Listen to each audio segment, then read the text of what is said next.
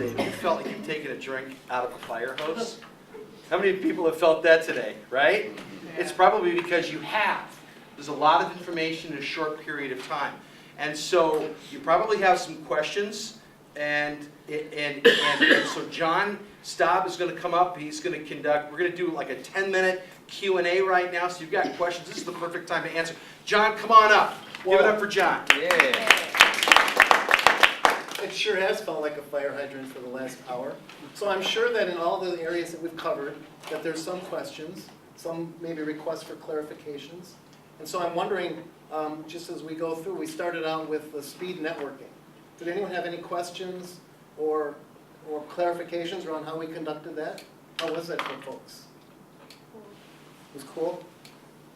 I like the fact that some people had already filled theirs out, and it was a lot more detailed. I have no idea, so next month is going to be even better. Excellent. Hey, Mark. Yeah, we don't ask on the speed networking what line of business you're in. Yeah. Which may be helpful. Very Because helpful. the ideal lead would Right. make more sense. Right. Great. Yeah, we've been trying to, we kind of kicked that into ours this time, but that's a great idea.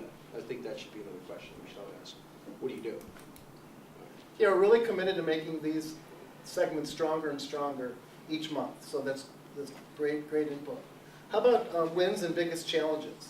Did anyone have something that they wanted to share or have a question about that? Any concerns or clarifications? I have a question. Yeah. In your biggest challenge, sometimes you feel like you're doing it, but then sometimes you feel like you're not really accomplishing what you started off to do.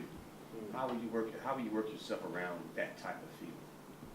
Yeah, that's a great question. So you start out with one challenge as your biggest, and as you march down the road, it kind of morphs. Right. Yep, that would be great. Peter, could you help with that? Answer that? It's Peter's bag here. I would say you just got to keep going, and in my experience, when I face that, is trying to figure it out. You just keep working through it, because it will change, and it takes time and process. That's where the 530 grit really gets involved, because in my business, trying to keep it going and find new ways is essential, just like anybody. It's a really good question. I'm not sure there's a single answer to that question, because it's going to be different depending on what your challenge is and what business you're in. Mark? Another idea might be, like, does everyone have the actions to be taken over the next 30 days? That's a separate handout. So the back of this. Yeah, on the one side it's really simple, okay? On the reverse side is everything that was covered today. And so, little cheat sheet there. I think that the biggest challenge is that often what we do is we address symptoms rather than core. When we address a symptom, it's like mowing your lawn. You have dandelions and you mow them, and you're like, oh, it's all better.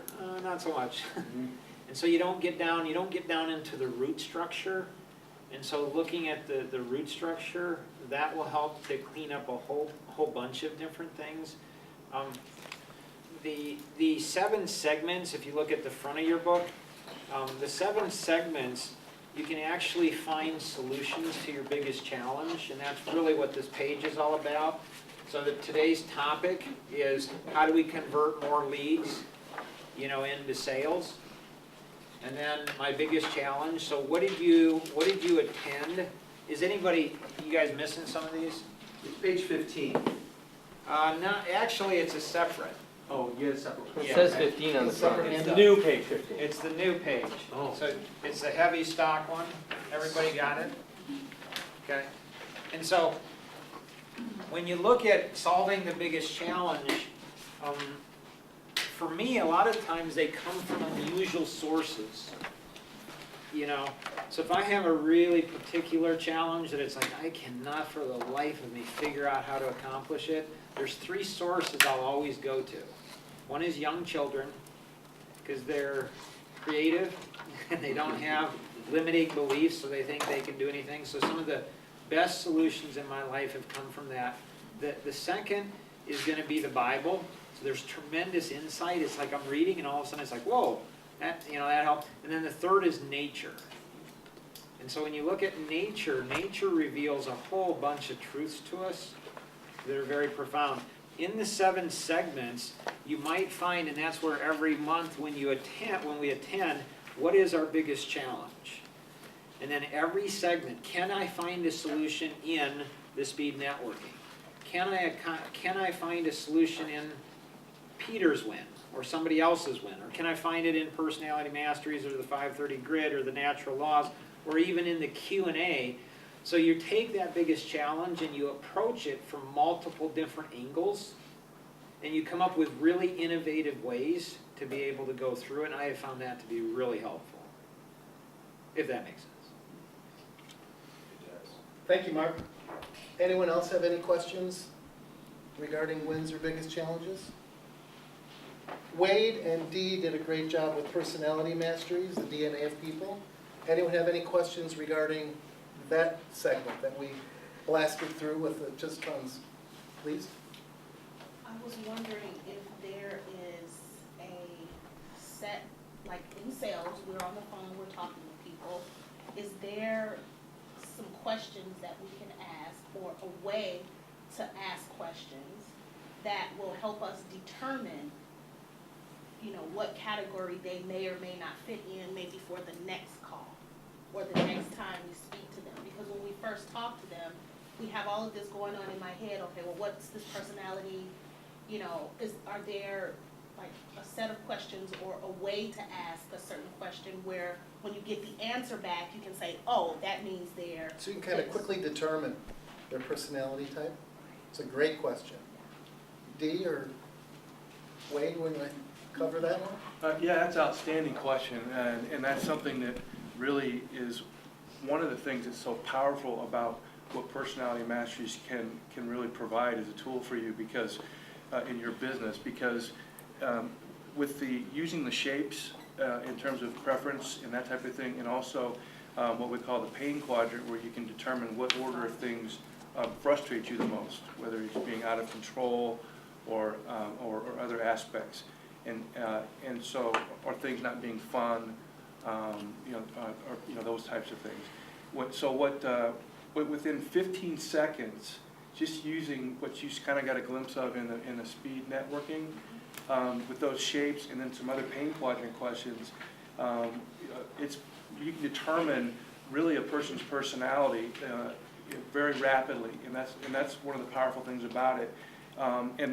These are four main personality types, but they're actually, when you combine that with the 4 pain quadrant questions, what are you most frustrated about and less frustrated about, those things can actually produce more than 65,000 combinations of possible personalities. So you can zero in a very detailed way as well, right away. And so that's a great question, because it's actually was put together in this in the system that is accessible through personality masteries, and so that you can do that very quickly and have a very proven track record about the authenticness of it all. So you're saying that if I understood thoroughly the 4 personality types and I just get that in my brain, when someone's responding to an ad and they call me up or I call them and I'm having a conversation with them, me having those 4 personality types in my brain and having it solid is going to be my answer to how I'm going to determine what type of person that is. And that's something that you can, through the tools and some of the training available, that can be done fairly quickly, where for instance, one person might be an analytic, but also be very strong in being a driver. So there are combinations as well, which is what we're talking about, that can, so you have that awareness. Well, this person has a tendency to where this is their preference, but just recognizing those combinations can give you a way to more effectively connect. Absolutely. I have a question on that also. So it's like profile building. If you go into a market and you look at that target market, you want to go to, say for instance, zip code that might have a 400,000 median income versus a zip code that might have a 20,000 under income. Would that zip code and marketing strategy, will be able to pinpoint as far as profile building? Here's Am a I getting that suggestion right? for you. What Mark put up on the board is, so when you engage with one of these people in a prospecting type call, whatever that initial meeting is, you really want to just ask that first question. What shape do you like the most? A cube, a triangle, a ball, a squiggly line? And let them rank them 1 through 4. You don't even have to go to the pain quadrant. That will answer your question that you're looking for. Which personality type is their strongest? Because that's what you're probably speaking to. Is that not a little weird to ask someone? It's a little weird because that's the bottom What do you question. like best, a skirt? Well, but here- Red, square? But you're gonna get their attention right away, Yeah. they're gonna say, why are you asking that? And so you're gonna have their attention, instead of just talking to them, you're gonna have their attention, like they're gonna say, why is she asking me this? It is weird at first, but you get better at it. And how you ask it matters, but it'll help you greatly in the conversation. Go ahead, Dee's got something. She uses it all the time. I think that, just based on how you conduct your business, you know, hello, how are you? Sometimes I will go, I talk very soothing sometimes. And hi, how you doing? And someone's, I'm fine, I'm busy, right to the point. What do you want? Got it. And I know where to zero in. Okay. So for me, is I have these in my head, Just knowing them. and yeah, just knowing them, and you were absolutely correct. I have them in my head, I know them, and based on the way I ask questions, whatever my script is, I can put them in a certain box based on their answer and the tone of their answer. I used I went to a wedding Saturday and asked everybody I met, what's your biggest challenge? And without intending to, I came away with a stack of leads out of this wedding. And the next thing, after the challenge, that's really very interesting. And I asked them these questions.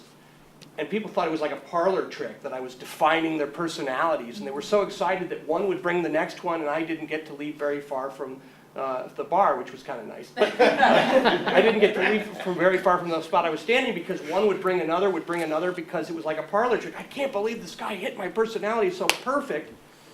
And then it was a simple question to say, you know, you want to talk another time? Yeah, bang. Just strangers. I think that's excellent, I like Yeah, that. thank you. Good.